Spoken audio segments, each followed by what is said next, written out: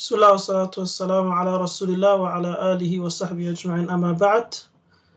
I hope you guys can hear me clearly as well.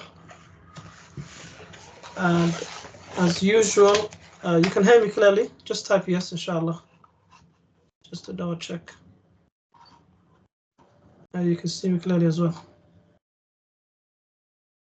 Yes. Okay, good, mashallah. Jazakallah khairan. It's good to have the book with you, inshallah, like you always said, because I think it's better that I do the videos like this, because then you can, it's good to have a pencil as well to take notes, so you can follow the lesson, and because not everything I mention is in the book. So inshallah, today we're going to be doing Islamic Essentials Book 1. The first lesson from this book is, or the first lesson we're doing is the Congregational Prayer, okay, which is chapter 24, page 113. So we're going to look at what is the ruling of praying in congregation, yani Salatul Jama'ah, and also what is the reward in praying the Salatul Jama'ah, praying the prayer in Jama'ah, the 5 daily prayers. Then also what is the punishment for leaving the congregational prayers, and who is Salah, like we're going to see who it's wajib upon, obligatory upon. So first of all, Allah subhanahu wa ta'ala says in the Quran about the Salah. We know the 5 daily prayers are wajib upon every Muslim, male and female, okay? But the Muslim man should perform it in the masjid, because Allah subhanahu wa ta'ala said, وَأَقِيمُوا الصَّلَاةَ وَآتُوا الزَّكَاةَ وَارْكَعُوا مَعَ الرَّاكِعِينَ. Pray, establish the salah, give zakah, and bow down with those who bow. So the salah is always talked about as in congregation. If you look at the Quran, Allah subhanahu wa ta'ala says in other ayats,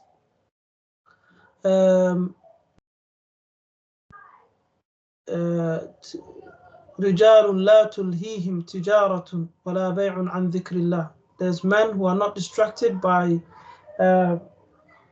business or transactions of business from the realms of Allah. So when Allah subhanahu wa ta'ala was talking about generally people who are not distracted, who are in the masajid, who إِنَّمَا يَعْمُرُ مَسَاجِدَ اللَّهِ, those who are connected to the masajid are those also who have iman. And also there's another hadith where the Prophet ﷺ said there was going to be 5 people who will be under the shade of Allah subhanahu wa ta'ala, or 7 people who will be under the shade of Allah subhanahu wa ta'ala on the day of judgment. One of them is وَرَجُلٌ قَلْبُهُ مُعَلَّقٌ بِالْمَسَاجِدِ, a man whose heart is hanging in the masjid. This is metaphorically speaking. It's in comparison. It's a comparison between the lamp which is hanging in the masjid and the person's heart. Like he's always thinking about going to the masjid. When he leaves it, he's planning his way back to the masjid. So from these ayats and the ahadith, we can see that it's very important to be praying at the masjid, especially for wajib upon the men. There's another hadith which actually shows also the reward. If we look at the reward, the Prophet ﷺ said, "An Abi Hurayrata radiyallahu anhu qala qala Rasulullah sallallahu alayhi wasallam," and this hadith is in the book. صلاة الرجل في الجماعة تضعف على صلاته في بيته وسوقه 25 ضعفا.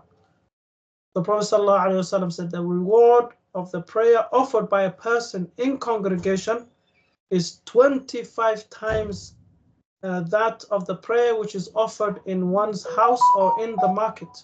So there's 25 times more reward than praying in your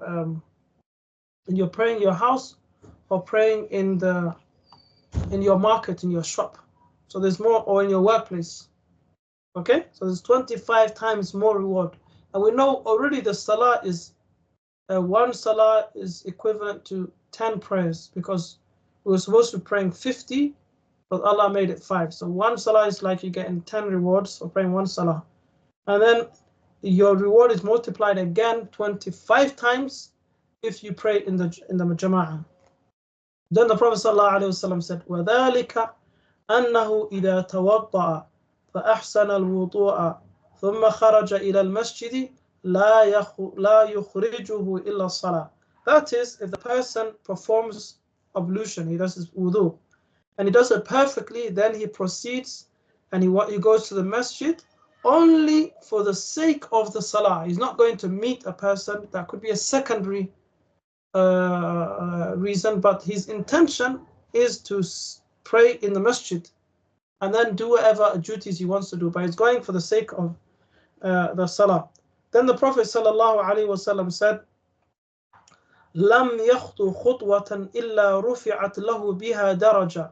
There's not a step that he takes towards the masjid except he's upgraded one degree in reward.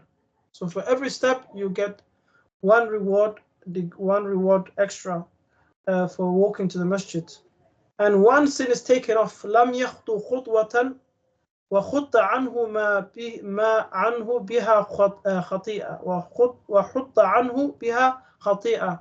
And every step you take, you get one reward, and one reward where one sin is removed. Okay, one sin is removed from your record.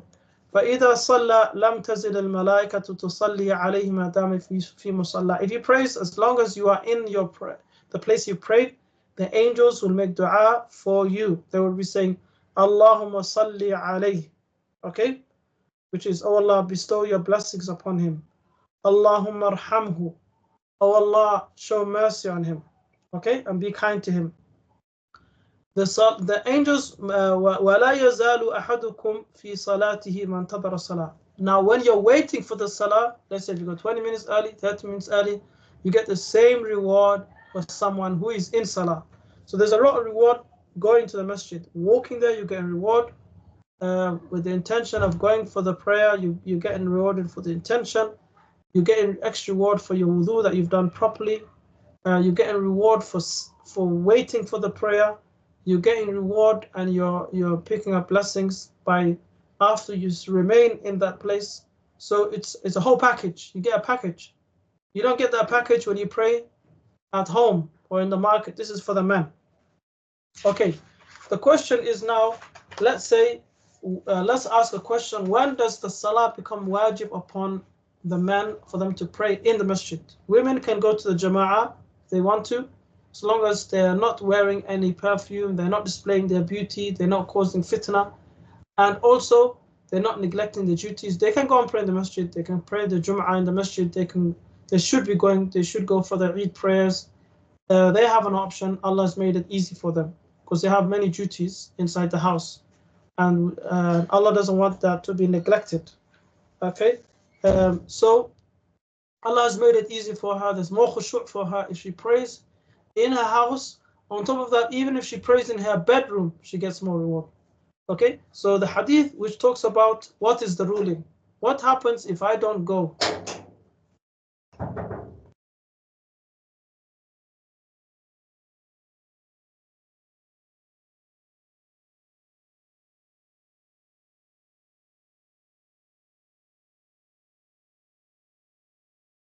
Okay, khair inshallah, sorry about that. So the hadith is عن أبي هريرة. This is also in the book, in the next page. عن أبي هريرة قال جاء أعمى إلى رسول الله صلى الله عليه وسلم فقال إنه ليس لي قائد يقودني إلى الصلاة.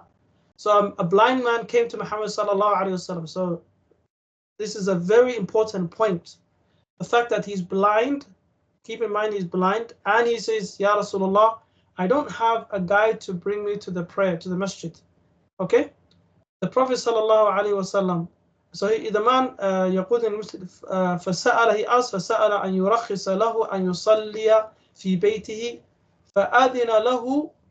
So he asked if he can pray in his house. Now remember, this is a blind man who doesn't have a guide, and in some narrations he says the path is not safe. He makes some excuses. Then Muhammad sallallahu alaihi wasallam says to him, you can pray in your house. فلما ولى دعاه قال له أتسمع النداء بالصلاة قال نعم قال فأجب. Then as he turned his back and he started to walk away, Muhammad sallallahu alaihi wasallam asked him, do you hear the adhan? And then the man said yes. Then Muhammad sallallahu alayhi wasallam said, then respond to it. Okay? So here, it leaves no excuse for a person who's healthy, for a person who can hear the adhan, or it's within the distance. You could say walking distance. If somebody was to make the adhan without no microphones, with no speakers, within a distance of, let's say, 10 minutes walk, okay, you would be able to hear it, maybe 15, but enough for you to be able to walk, and it's not a burden to walk there and come back. It doesn't become a journey. It's just maybe, I would say, about 10 minutes. Then the person should respond to the adhan. Okay, so if a blind man is going, then a young man who's healthy, he has no excuses. Even if you're in UK and the masjid is near your house, you should be going. If the masjid is not near your house, then the ulama have been asked. They said that the person will be excused. So if the masjid is like 20 minutes away, more than 15 minutes away, then you will be excused. But the question is, for how long? Temporarily. Okay, temporarily, not forever. And also, then the person should be in a case where it will be فَاتَّقُوا اللَّهَ مَا اسْتَطَعْتُمْ, fear Allah to the best of your ability. So if you can go Fajr, you can go Dhuhr, you can go any prayers you can go, you should try to go at least some of them. Okay, and that should be temporary situation and not permanent. So you have to make a plan. A person should make a plan to get closer to the masjid somehow, or to have other means to get to the masjid. Another hadith, what happens if the person doesn't pray in the masjid? He just ignores this command and he doesn't pray in the masjid. Let's say he's in a Muslim country, he can hear the adhan, say the masjid is right close to him, he prays in his house, he's able to walk there, walk back. The hadith which talks about this, it mentions a very dangerous situation that this person's in. Okay? Because the hadith says, عن أبي هريرة قال النبي صلى الله عليه وسلم ليس صلاة أثقل على المنافقين من الفجر والعشاء. The Prophet صلى الله عليه وسلم said, there no prayer is heavier upon the hypocrites than the Fajr and the Isha prayer. Okay? So these two prayers are really hard for the hypocrites, because Fajr time, it's when your bed is warm, you're relaxing, you have to get out of your bed into the cold or into the dark. Nobody knows if you're at the masjid or not. Many people don't go. So it becomes an excuse for a person to just keep, to stay in his bed or to pray quickly in his house. That's one. As we're talking about the men. And Salatul Isha is the end of the day.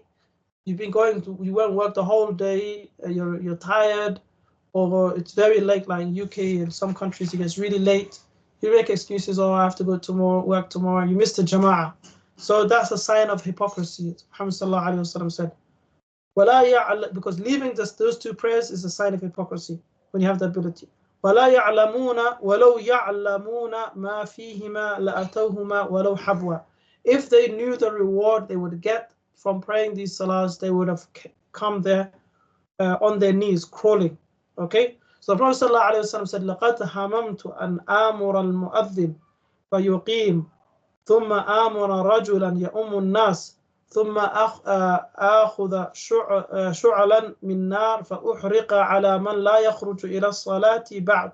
So the Prophet ﷺ said, I had the intention, okay? I have this, the urge, not even intention, but the urge, to that extent, this is the punishment that they really deserve, is that I will tell one person to do the iqamah and another one to lead the prayer, and then I will go and burn down the houses that these people are in.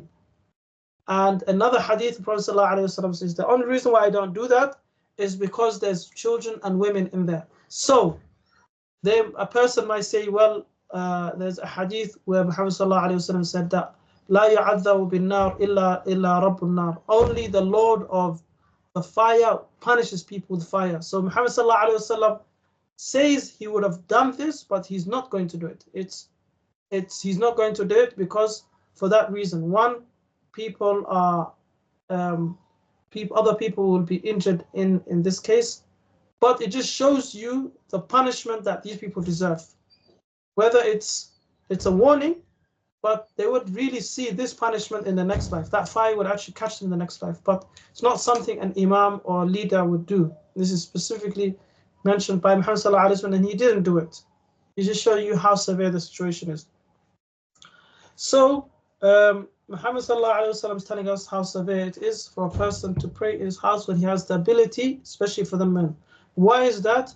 Because when a person doesn't pray in the masjid, especially the men, they will have less khushu', okay? They will also lose out on, the role in the community. There's a lot of other benefits when the community, the men are praying in the masjid. One, for Allah knows that the iman of the man is more higher when he's praying in the masjid, in the jama'ah, and also it strengthens the community, okay? It's a proof of your iman, and also there's a lot of reward in it. So it's a duty upon the Muslim man to pray in the masjid. Like we already talked about what is required from the Muslim woman. If she wants to go, she just has to meet those conditions. Okay, if we look at some of the other rulings of the Jama'ah or congregation, also Muhammad sallallahu alaihi wasallam did say, Ya ummul qawm aqra'um li kitabillah. The one who knows the best, the most Quran should lead the prayer. فإن كانوا في القرآن سواء. If they are, as كما قال صلى الله عليه وسلم, if they know the same amount of Quran, then the one فأعلم بالسنة, the one who knows the most Sunnah. If there's some hadith which say the one who made hijrah first, but there's another hadith which says the one who's the eldest. Okay, so we should always respect the people who know more Quran than us and tell them to lead the prayers if we know that they know more Quran than us, or to respect people who are the scholars and the ulama to ask them to lead the prayers. But if a person is praying in his house or he's the imam of the masjid and that's his duty, then he should lead the prayer. But out of respect, he can ask the big mashayikh or the person who knows more Quran than him to lead the prayer. Wallahu a'lam. I didn't really go into the rulings of the congregation, but this is mainly like talking about the ruling of praying at the masjid. But we can add like other rulings, like for example that you should not go before the imam in the salah, and we will inshallah in the future learn about how to correct your salah if you make a mistake. There's some people who don't know how to do. I think we would have a lesson on sujood sahu. We could look at that, but how to correct your salah if you make a mistake. There's a lot of people who don't know the rulings of sujood sahu. Like for example, one day we were praying in a masjid. There was a young man leading the prayer, and what he did was somebody behind him, while he was sitting down, somebody said Subhanallah. So then what he did was he got up for another rak'ah. But what he was missing, they were saying Subhanallah because he only done one sujood. He done one sujood, and when he was doing the tashahhud, he done one sujood, and then he got up. So leaving a sujood is a pillar. So if you leave the sujood, your salah, that rak'ah is incomplete. So they got up, and then he prayed his 2 rak'ahs. Yeah, I think he prayed his 2 rak'ahs. So he prayed 4 rak'ahs. But as I was also in the prayer and I was late, so I realized what the problem was, because I got up anyway to complete my rak'ah because I missed 1 rak'ah. But then when I heard they were saying, you left the sujood, which means one of the rak'ah is not valid. So I got up and I prayed 2 rak'ah. But the people, most of the people there, they only prayed, they didn't get up to pray another rak'ah. And the imam didn't say, okay, that rak'ah we have to pray again. So after I finished, I told them, if he left the sujood in that rak'ah, that means you guys are missing 1 rak'ah. Okay? And then I had to I told them, and whoever listened will listen, but I told him, yes, your salah is incomplete. 1 rak'ah is missing because that rak'ah is not accepted. He missed the sujood. And whoever I could find, some people, they left the masjid, and I told them, so that means people who left, they have to also pray that salah again because there's a gap. They can't add that rak'ah straight after. So they have to pray, like I told my son, you have to pray that Salatul Dhuhr again completely, because you can't fix it after that gap there's a big gap. Wallahu alam. So we should know the rules of sujood al-sahwi. So many things happen. People who don't know how to correct the salah. For example, there was a Eid prayer that we prayed, and the Imam also, he forgot to do the takbir. The first rak'ah, he did the 7 takbir. The second rak'ah, he forgot to do the Allahu Akbar, the 5 takbirs. But because he was a sheikh, what he did was, at the end he did sujood al-sahwi. Okay, at the end he did sujood al-sahwi. So some of these rulings, how would you know that these takbirs, Allahu Akbar, Allahu Akbar, what are their rulings? Are they sunnah? Are they wajib? Are they pillars? What are they? So he's a sheikh, so he knew that these takbirs are sunnah and they're not a pillar. So all he has to do, or even if they were wajib, then all he had to do was do sujood sahwi. He did leave something, so he did sujood sahwi, but it wasn't a pillar for him to repeat the whole salah again or to repeat the rak'ah. So these kind of things, they're very helpful if you know the rulings of sujood sahwi, inshallah, if you're going to lead the prayers. Wallahu alam. Any questions?